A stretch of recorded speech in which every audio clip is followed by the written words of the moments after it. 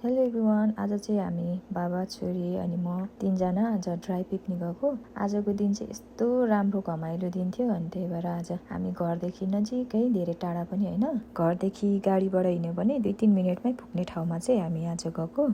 यो ठाउँ चाहिँ मलाई यस्तो राम्रो लागेको होइन। आज शनिबारको दिन फेरि वेदरले पनि एकदमै साथ दिएको है। बिहानै उठेर वेदर हेरेको यस्तो राम्रो थियो अनि बाबालाई मैले चाहिँ आज चाहिँ काहीँ न काहीँ चाहिँ हामीलाई घुमाउनु लानु है भनेर भनेको। अनि धेरै टाढा चाहिँ नजाउँ, आज धेरै काम छ, घरको नजिकै अस्ति हामी गएकोमा चाहिँ जाउँ भनेर अनि भन्नुभयो बाबाले। अनि त्यहाँदेखि हामी चाहिँ यहाँनिर आयौँ। आज खासमा मलाई टुलिप गार्डन घुम्ने मन थियो, तर आज कामले गर्दाखेरि जानु पाएन। तर पनि केही छैन, आज एकदमै राम्रो लाग्यो, रमाइलो लाग्यो। बाबा छोरी म यसो आएर ड्राई पिकनिक गरेको। यो हामी बसेको ठाउँमा चाहिँ अब 4 महिना जति चाहिँ यस्तै घाम लागिरहन्छ होइन।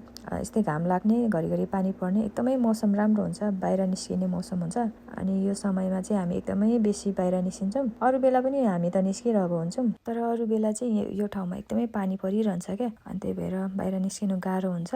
मेरो छोरी एकदमै रमाइराखेको छ। यसरी बाहिर निस्किनु पाउँदाखेरि मेरो छोरी कति खुसी हुन्छ। अनि म चाहिँ मेरो छोरीको खुसीको लागि भए पनि हामी चाहिँ बाहिर निस्किरहन्छौँ। अब हामी चाहिँ 1-2 घन्टा समय यहाँ बिताउँछौँ अनि हामी घरतिर जाने।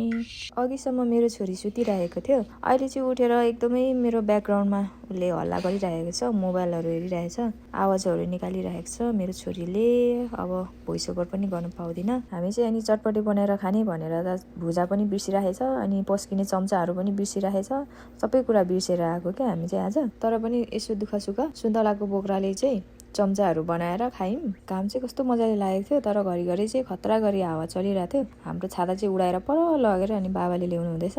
अनि हामी चाहिँ चटपटे पनि खाइसक्यौँ। अनि त्यसपछि एकछिन घाम ताप्यौँ मजाले। अनि बाबा छोरी चाहिँ त्यहाँ मजाले खेल्दैछ। मेरो छोरी चाहिँ आज एकदमै खुसी भइरहेछ बाहिर निस्किनु पाएर। उसलाई चाहिँ यस्तो चौरतिर उसलाई फुटबलहरू खेल्न, गेमहरू खेल्न एकदमै मनपर्छ उसलाई चाहिँ। घरमा पनि छोरी र म चाहिँ बाहिर निस्किरहन्छौँ चौरमा। हाम्रो चाहिँ अपार्टमेन्टको अगाडि एकदमै ठुलो चौर छ क्या। अनि त्यहाँनिर नानी र म चाहिँ प्रायः निस्केर खेलिरहन्छौँ। अनि म चाहिँ यहाँ क्यामेरा राख्नु खोज्दैछु, तीनजना एउटै फ्रेममा निस्किने भनेर, कस्तो राख्नै नमिलेको के। त्यसपछि हामीलाई चाहिँ घाम ताप्दा पुग्यो। अनि त्यसपछि एकैछिन नानीसँग फुटबलहरू खेलौँ, एकछिन रमाइलो गरौँ भनेर अनि हामी चाहिँ यता रमाइलो गर्न लाग्यौँ। अमेरिकामा कति काम गर्ने, काम कहिले पनि सक्दैन, कहिलेकाहीँ त यसरी रमाइलो पनि गर्नुपर्छ, फ्यामिलीलाई टाइम पनि दिनुपर्छ साथीहरू, अनि मात्रै जिन्दगी रमाइलो हुन्छ। ल त साथीहरू, आजको दिन चाहिँ हाम्रो यस्तै गरेर बित्यो। हजुरहरूलाई मेरो भिडियो कस्तो लाग्यो, यदि मन पर्यो भने लाइक, कमेन्ट अनि मलाई फलो गर्नुभएको छैन भने मलाई फलो पनि गरिदिनु होला। Thanks for watching, by.